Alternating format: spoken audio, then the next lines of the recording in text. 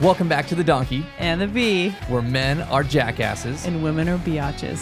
where we work together to build an extraordinary life. Tune in to up your game in your marriage, entrepreneurship, and finances. Welcome back to another episode of The Donkey and the Bee with your host, Brett and Laura Chotkevys, where we discuss and chit-chat about all things marriage, entrepreneurship, and finances. Yes, we do. And we got a good one today. We're talking about it has never been easier to start a business. And actually right now is the best time to start a business. So I want to break this down. Why right now you should get out there and start a business. If you have goals and dreams, if you are stuck in the rat race, if you have a W-2 job that you can't stand, and you see people, friends, family, people on social that are pursuing their dreams, they're hitting it, they're doing well, man, it's because now is the time. Now is the time to do it, and you should get out there and do it. And I'm just going to bring back the words of Ace of Base.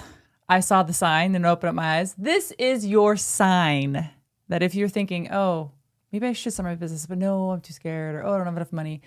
If you're listening to this and you're thinking that, this is your sign to get off your butt and take action to make your dreams come true. Well, we got 3 points for you today. 3? 3 points. All right. The first one, right now, the most access to education, most of it's free. Honestly, like you can pretty much learn anything. And that's what we did, right? We've started 4 businesses in the last 10 years. And all of it, it's just, most of that information is online. You can get started there. You can get your foundation there. There's YouTube, there's podcasts, there's masterminds, there's coaching, there's conferences, there's virtual stuff. There's so much online that you could literally do it all on your phone, on your couch, or listening while you're driving to work, the job you're trying to quit. You could do it on the weekends. You could hustle. You could put in the extra time. The amount of information is so accessible. And man, when we were growing up, it was like the encyclopedia. I loved my encyclopedias. Yeah, I know. There was no school of business. You had to go to college in order to learn anything about business. Now you just pick up your phone and you can learn from any expert. They have their own channel. They have their own show. They're showing you exactly what they do. Like now is the time. If you have a dream to do something, man, there is nothing stopping you. Well, I think the only thing that's stopping you is you. You're the only one that gets in the way of achieving that. I think it's, we deserve to rest and to relax on the weekends, Brett. Like, that's what people say, right? Like, oh, I just worked so hard all week, for probably 2 hours each day, actually working, really. Right. And people think they deserve to rest. Well, you know what? The people who are achieving things are actually grinding when they get off work, and they're working until midnight, getting maybe 4 to 5 hours of sleep, getting back up, doing it again, grinding. And on weekends, they're not sleeping. They're not watching football. They're not doing any of those things. They're actually working to establish a business for themselves. And so it takes some upfront work. And I think a lot of people don't really want to do that. They would rather chill. You don't want to do it, especially when you're just getting started, right? You haven't developed that grit and that skill set, and you don't have the confidence to do it. And you have the fear that you can't do it. So any little blockage, any little hurdle, you're like, no, I'm not going to do it, right? There's this thing in front of me. Everyone has things in front of you. You just get better at knocking down the things in front of you. So if you are scared or nervous, just do it. Just take the next 3 steps, right? What is it that I have to do? And when you hit the first hurdle, because you for sure will, just push past it and hit at least several hurdles, right? Because you will learn along the path, like, okay, well, I got knocked down there, but I got past it. I kept going. That's all it is. This is all this game of business is getting your butt kicked, getting up, and let's just try again. And then you get your butt kicked again, and you just keep moving forward. Surrounding yourself with like-minded individuals, I think. We always talk about this, but I think that's very important within this process of things. I think your family can love you and want the best for you, but they also want to protect you. And a lot of times if you want to start your own business and really just jump out in faith to do that, they want to protect you from not losing money or not getting hurt. And so they might try to be the crab in the bucket and pull you back down because they love you. They think, they're doing the best for you.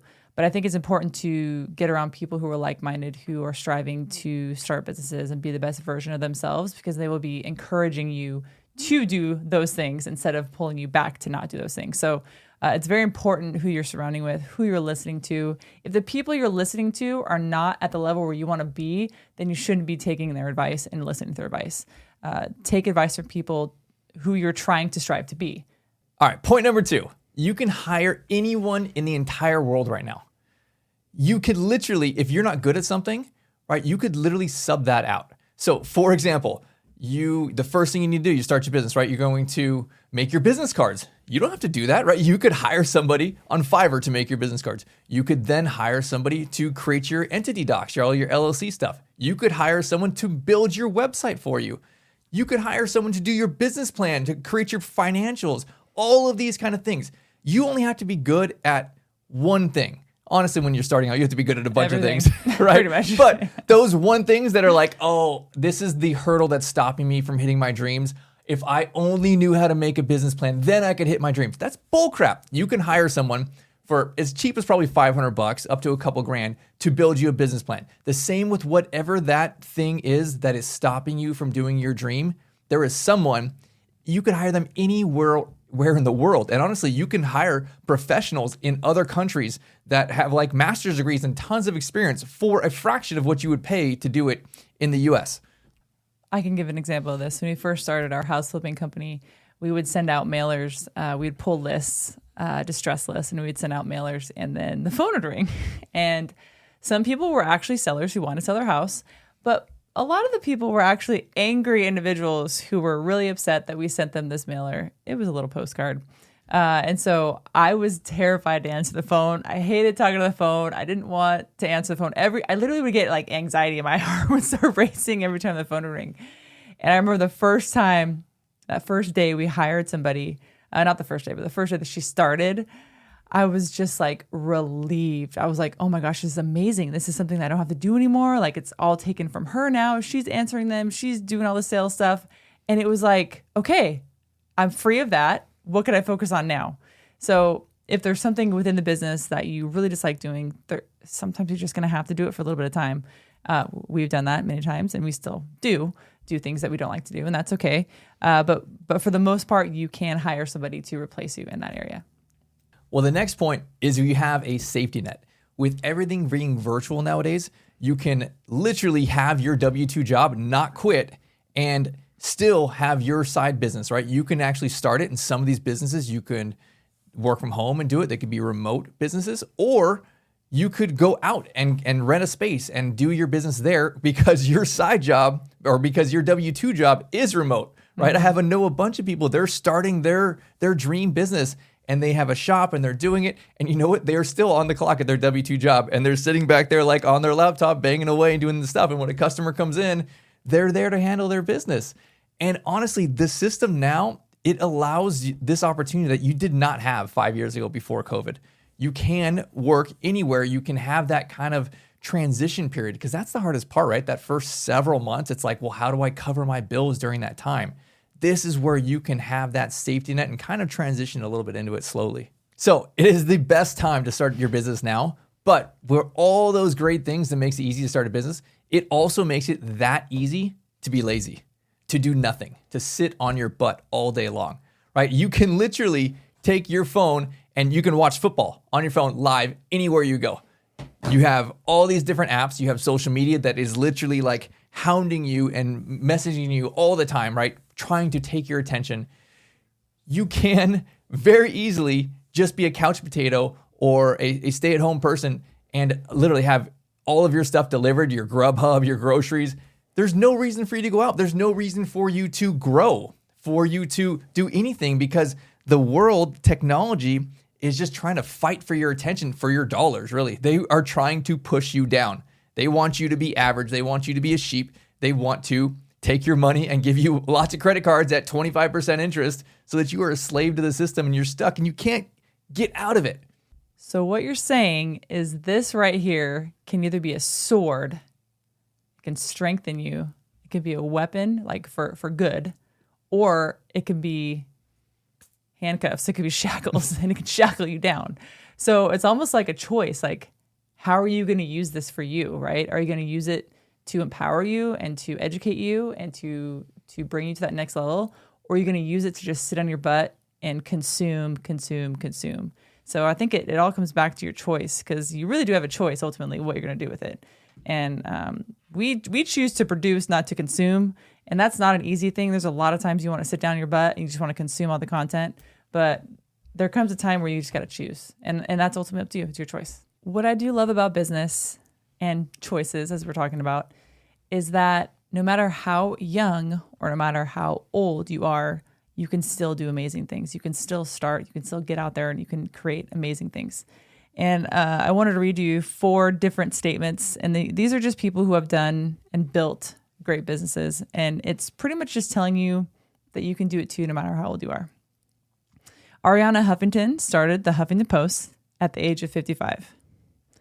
Bernie Marcus opened the first Home Depot at the age of 50. Harlan Sanders founded KFC at the age of 62. Ray Kroc franchised the first McDonald's at the age of 52. Ellen Latham was 54 when she created Orange Theory. So there's a common theme in those statements that I just said. And everybody on this list was a minimum age of 50 when they started these massive businesses. So I hear a lot of people give the excuse of, oh, well, I'm just too old now. I'm 30 and I can't start a business. I'm too late to the game is what people always say. And you're never too late for the game. I mean, gosh, KFC, 62? Like, that's old, really, when you think about it. But he didn't think so. He thought he was young still. He was like, I'm 62. I'm going to start this business. Let's do it. So I think it's all perspective, right? It's perspective of, I'm 30. I feel like I'm old, but in actuality, you're not. You're only a third of your way through your life. You still have 2/3 of the way through. And so it's powering through those misconceived perceptions in your mind and realizing that you have the power to choose and you have the power to create something amazing. Absolutely. It doesn't matter if it's your age, if it's fear, if it's, oh, I grew up in the wrong side of town, or I can't do it because of my parents. None of that crap matters, right? This right here, this technology gives you pretty much unlimited access to education and tools and systems to be able to do this. So the only thing that is stopping you is you. And you're not going to get it right the first time. You are not going to, day one, be a huge success, right? It takes years, but it is worth it. And if you are in a position where you just feel trapped, that you just feel like, I can't stand going to work in another day, right? Like we were in that place and crying right before going to work, right? Like at least you were crying. I just hated my life. Like, I don't think you were crying. I wasn't crying, but I felt like crying, right? Like take that motivation, just bottle that thing up and just let it go. Just like, you know what? Even if I fail, screw it. I'm going to give it my all, because after that, I'll learn some lessons and I'm just going to give it my all again until eventually you get it right. But this is the whole point of why you should start now, is because it's never been easier to succeed than right now. Well, thanks for joining us on The Donkey and the Bee. We will see you on the next one.